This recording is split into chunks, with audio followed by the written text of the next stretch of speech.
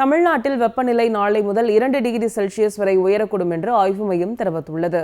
சென்னை வானிலை ஆய்வு மையம் வெளியிட்டுள்ள அறிக்கையில், தென் தமிழகத்தில் ஓரிரு இடங்களில் மழை பெய்துள்ளதாகவும், கடந்த 24 மணி நேரத்தில் திருநெல்வேலி மற்றும் ஊத்துக்குடியில் 4 சென்டிமீட்டரும், கொடிமுடியாறு அணை, நாலுமுக்கு, காக்காட்சி, மாஞ்சோலை ஆகிய இடங்களில் தலா 3 சென்டிமீட்டரும் மழை பெய்துள்ளதாக ஆய்வு மையம் தெரிவித்துள்ளது.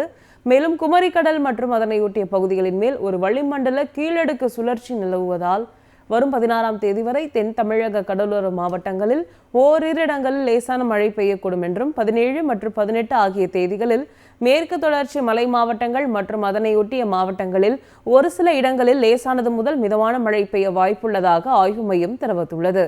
நாளை முதல் தமிழகம், புதுவை மற்றும் காரைக்கால் பகுதிகளில் அதிகபட்ச வெப்பநிலை 2 செல்சியஸ் வரை படிப்படியாக உயரக்கூடும் என்றும் ஆய்வு மையம் தெரிவித்துள்ளது. தமிழ்நாட்டில் வெப்பநிலை நாளை முதல் 2 டிகிரி செல்சியஸ் வரை உயரக்கூடும் என்று ஆய்வு மையம் தெரிவித்துள்ளது. சென்னை வானிலை ஆய்வு மையம் வெளியிட்டுள்ள அறிக்கையில், தென் தமிழகத்தில் ஓரிரு இடங்களில் மழை பெய்துள்ளதாகவும், கடந்த 24 மணி நேரத்தில் திருநெல்வேலி மற்றும் ஊத்துக்குடியில் 4 சென்டிமீட்டரும், கொடிமுடியாறு அணை, நாலுமுக்கு, காக்காட்சி, மாஞ்சோலை ஆகிய இடங்களில் தலா 3 சென்டிமீட்டரும் மழை பெய்துள்ளதாக ஆய்வு மையம் தெரிவித்துள்ளது.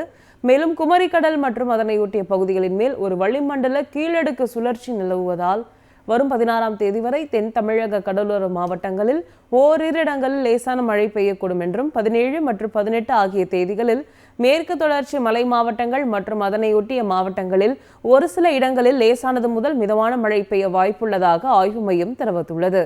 நாளை முதல் தமிழகம், புதுவை மற்றும் காரைக்கால் பகுதிகளில் அதிகபட்ச வெப்பநிலை 2 செல்சியஸ் வரை படிப்படியாக உயரக்கூடும் என்றும் ஆய்வு மையம் தெரிவித்துள்ளது.